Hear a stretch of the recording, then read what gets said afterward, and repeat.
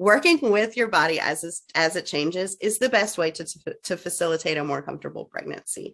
So your body's going to change. That's inevitable. Your body's going to continue to change after birth. It's going to continue to change into the postpartum period, and it's going to continue to change after that. Working with your body as it changes instead of against it, instead of trying to minimize the changes or trying to ignore the changes, can be the most helpful thing in facilitating this more comfortable pregnancy, an easier labor and delivery, an easier recovery in the postpartum period. So just being aware of all these changes that are happening, and then taking simple steps to work with your body. So I'm going to talk about now how we're going to work with our body. What are the simple ways that we can work with our body? So the first thing is bringing daily mindfulness to how your body feels. Here we're looking at navigating pain and symptoms, particularly in pregnancy and the postpartum period, but this can go for anything.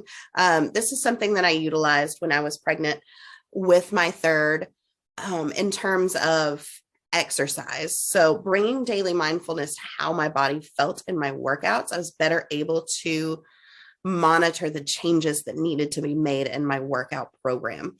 I am a person who really likes to go 100%. I like to kind of prove myself in my workouts, if that makes sense. I'm a group fitness instructor. I'm a spin instructor. So my ego tends to show up there in my workouts. And with my second pregnancy, I would overdo it quite a bit.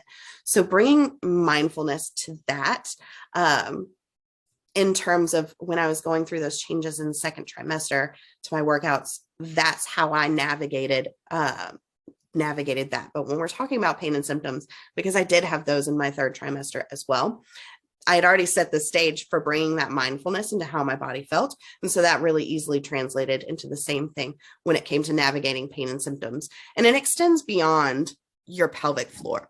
When you bring awareness to these sensations, your body becomes aware to do this naturally. So when you're taking a walk, bringing mindfulness to this activity would mean like, okay, so I'm going for a walk. You experience pain at some point during the walk. You're going to stop.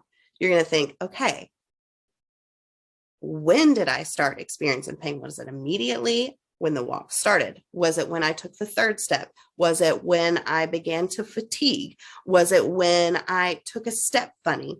Was it at a certain time period? So bringing these awarenesses to like, okay, it's not just that I'm like having pain with all walking, or is it? So it's going to map out your tendencies a little bit better so we can fine tune and hone in on exactly what the movement is, exactly what the threshold is, and then work within that threshold. It's also going to bring awareness to like, okay, what was I doing when I took that step and I got that like sharp pelvic pain?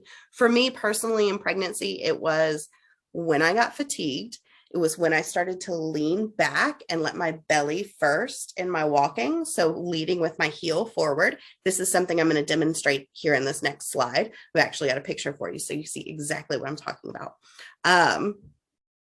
But that for me was the trigger of my pelvic pain. It was also, interestingly enough, and I have a video of this that I will send out via email.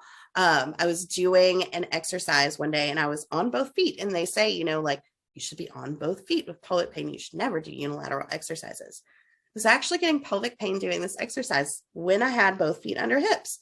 So I split my stance, and that's what made it better. So noticing when you're experiencing that pain, where are you experiencing that pain, and how can we change things to make it better? Because there's always something you can play with. All right, so I kind of went into the identify. We're going to explore what triggers your pain or symptoms. Pain or symptoms most. I feel like there should be a comment there. But we're going to identify potential weak links. So what in that movement, what muscles may be saying, hey, I need to be strengthened? And what muscles are saying, hey, I need to be lengthened? So this is where really specificity comes in these exercises. And that's where I nerd out, particularly if you can't tell. All right. So then we're going to check our AT. You're going to check your alignment and you're going to check your tension. These two things are the quickest way to make change, to change pain and further identify what areas need strengthening most.